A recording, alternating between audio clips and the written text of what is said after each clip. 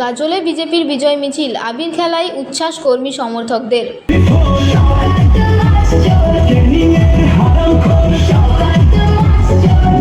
নির্বাচনে ভালো ফলের পর মালদার গাজলে বিজয় মিছিল বের করল ভারতীয় জনতা পার্টি।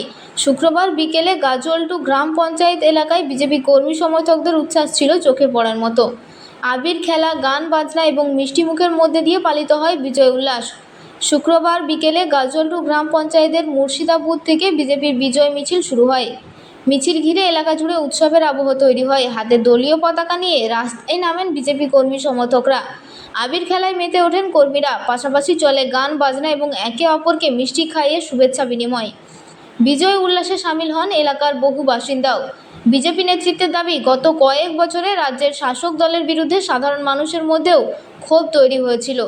বিজেপি কর্মী সমর্থকদের ওপর অত্যাচারের অভিযোগ তুলে তারা বলেন, সেই পরিস্থিতির প্রতিবাদেই মানুষ এবার বিজেপির পক্ষে রায় দিয়েছেন। ওই বুথে বিজেপি বিপুল ভোটে লিড পাওয়ায় এই বিজয় উল্লাস পালন করা হয়। মানুষ পরিবর্তনের পক্ষে রায় দিয়েছেন।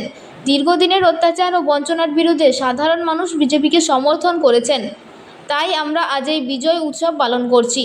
এই কর্মসূচিতে উপস্থিত ছিলেন গাজল টু অঞ্চলের উপপ্রধান রীনা কীর্তনিয়া, পঞ্চায়েত সমিতির সদস্য সহ একাধিক বিজেপি কর্মী সমর্থক।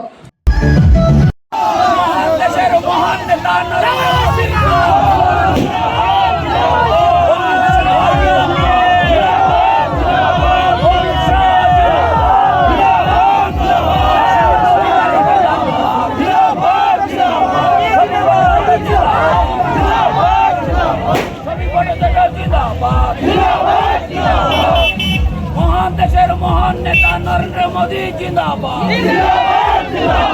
অমিত শাহ জিন্দাবাদ, বিজেপি বিজেপি বিজেপি জিন্দাবাদ। এই ভোটে হামলাতে হায় হায় কি হলো, হায় হায় কি হলো, হায় হায় কি হলো।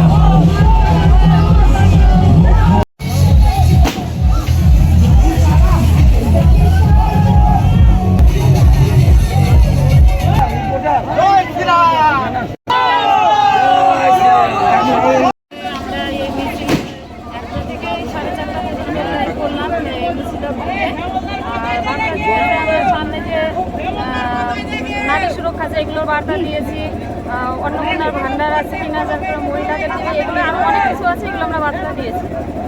খুশি আমরা আজকে পশ্চিমবাংলায় আমাদের যে সরকার গঠন করতেছিল, অনেক খুশি। গেরুয়া মেরে দেখুন, দেখেন। আর আমরা মানুষের জন্য, সবার জন্য কাজ করতে চাই, এই বার্তা দিতেছি।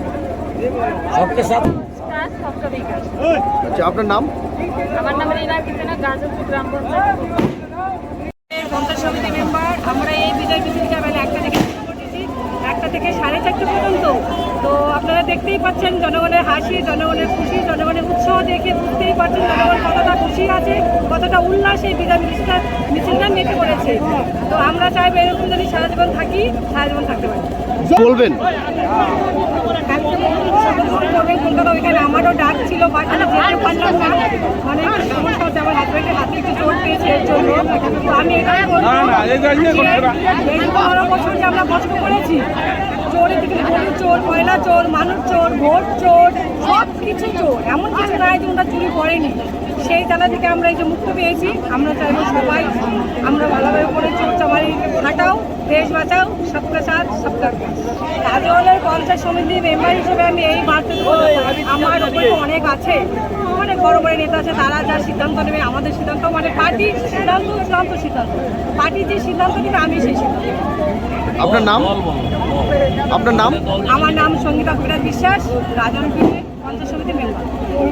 আমরা এটা বেলা 1টা থেকে আমাদের গাজল টুয়ে মুর্শিদা বুথ যতটা এরিয়া, সেই বুথটা আজকে আমরা আমাদের ভারতীয় জনতা পার্টি বিপুল ভোটে জয়যুক্ত হয়েছে। আমাদের বুথ থেকেও আমরা অনেক ভোটে লেট দিয়েছি। এই জন্য আজকে আমরা বিজয় উল্লাস করে আমরা এখানে সমাপ্ত ঘোষণা করব।